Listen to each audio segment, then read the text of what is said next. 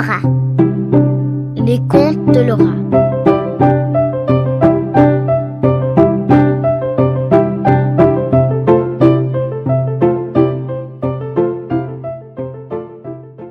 Bienvenue sur les contes de Laura.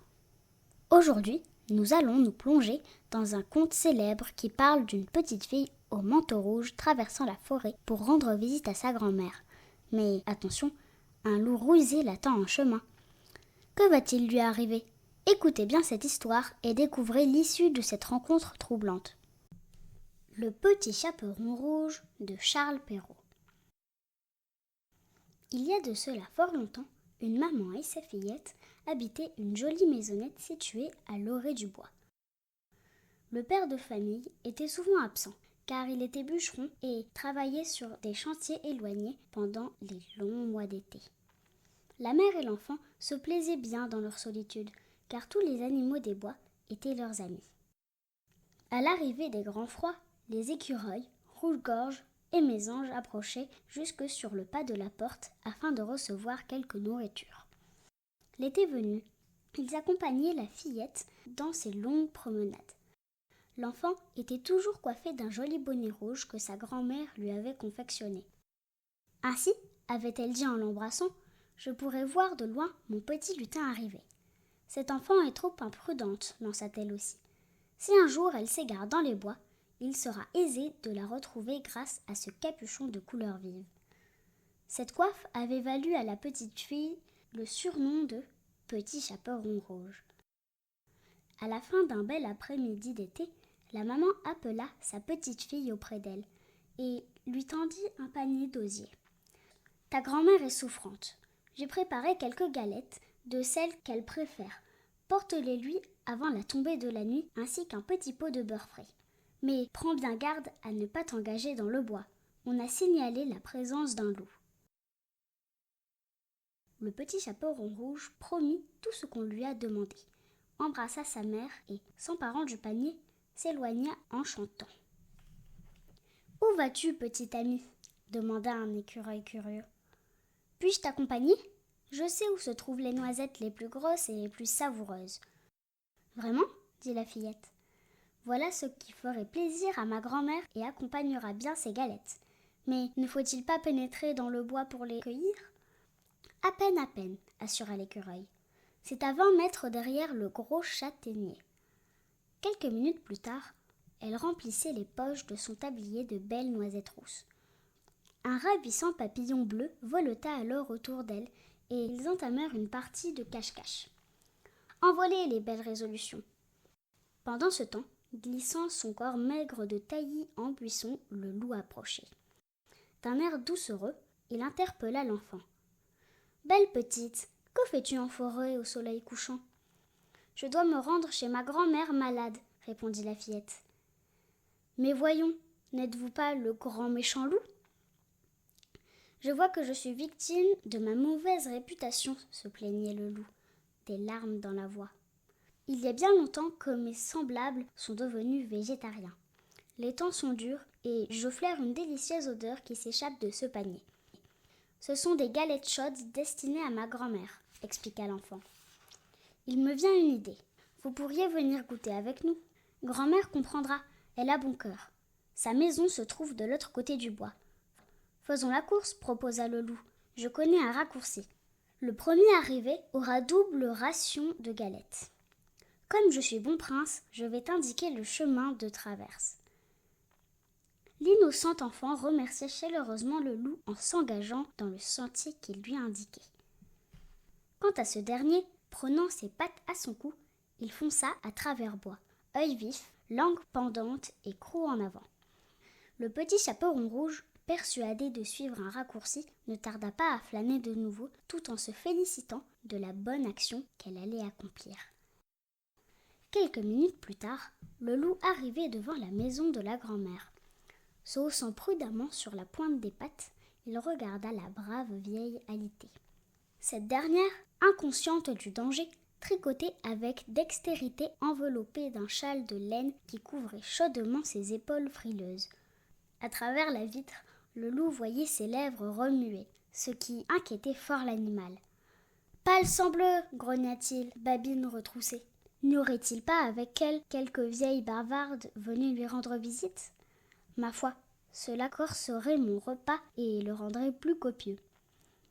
Je me sens de taille, après ce long jeûne, à croquer une assemblée entière de grand-mères. Mais il convient d'être prudent. Je me rappelle d'une fois où je me suis jetée sur une vieille dame si légère qu'un souffle eût pu la renverser. Révélant une force peu commune à cet âge, elle m'a chassée avec une fourche. J'en ai encore des cicatrices. S'armant de patience, le loup tapi dans l'ombre observa la scène avec un redoublement d'attention. Son ouïe aiguisée lui permit bientôt de saisir quelques lambeaux de phrases. Un joli gilet, point de riz, point de blé. Je diminue 3 mailles sur ce rang, puis 4 de l'autre côté. Comme elle sera contente, ma jolie petite fille, lorsque je lui montrerai son vêtement terminé. Voyons, combien de rangs encore me reste-t-il à tricoter? Derrière la fenêtre, le loup ricana méchamment. Rien à craindre, elle parle toute seule, à moins qu'elle ne possède un matou décrépit ou quelque ridicule canari. Excellent, excellent!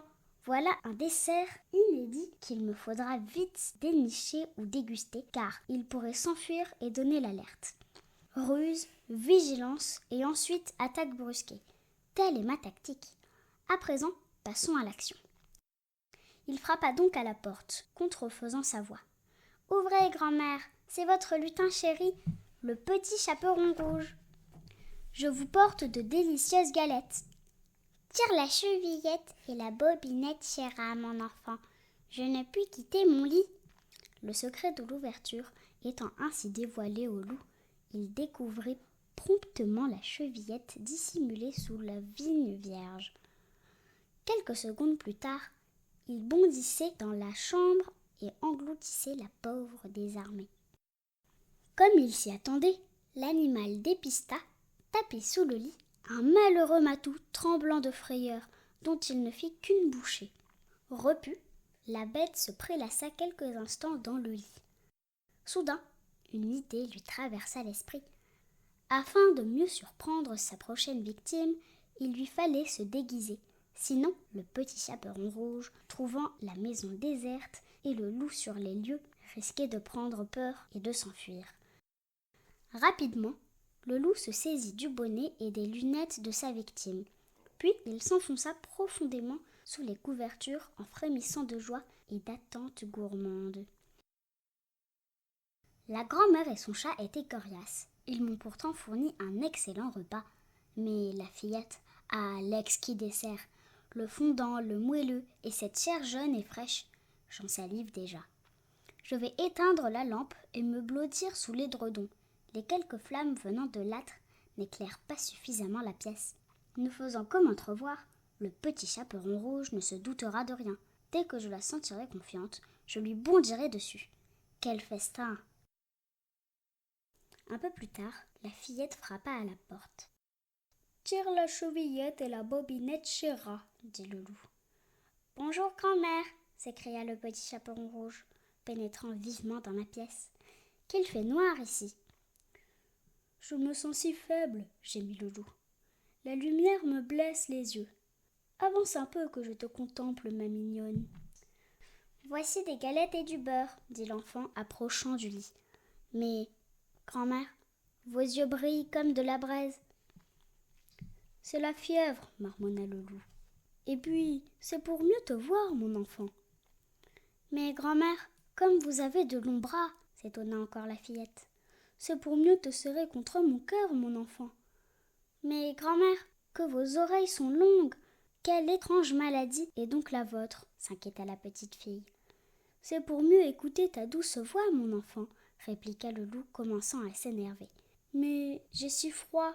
N'auras-tu pas pitié de ta vieille grand-mère? Viens partager ma couche. Cela m'aidera à me réchauffer. » Le petit chaperon rouge hésita un peu. Mais comme elle avait bon cœur, quittant robe et sabots, elle obéit. Le loup prudent lui tourna tout d'abord le dos en disant « Il ne faut pas que tu attrapes mon rhume, petite chérie. » Une gerbe d'étincelles éclaira alors la pièce, et le petit chaperon rouge s'écria fortement alarmé. Grand-mère, mais vous avez des dents comme un fauve. C'est pour mieux te manger, mon enfant, hurla le loup. Et, se précipitant sur la malheureuse enfant, paralysée de peur, il l'avala, chemise, ruban et chaussettes compris. Ensuite, flattant sa panse rebondie, il décida de s'offrir une petite sieste bien méritée. Or, sur le rebord de la fenêtre, l'écureuil avait assisté à la scène. Il décida d'aller chercher au secours. Mais à qui s'adresser? La nuit était déjà tombée sur la forêt. Courage, se dit le petit animal. Tout à l'heure, j'ai aperçu des chasseurs, pourvu qu'ils ne m'abattent pas. Tremblant sous sa fourrure rousse, il bondit vers le bois. Quelques minutes plus tard, un chasseur apparaissait. Pour sa plus grande surprise, l'homme vit, debout, au milieu du sentier, un écureuil qui se roulait au sol devant lui. « Mais que veux-tu me faire comprendre ?» s'étonna l'homme. « Ah, je vois, tu mimes une attaque.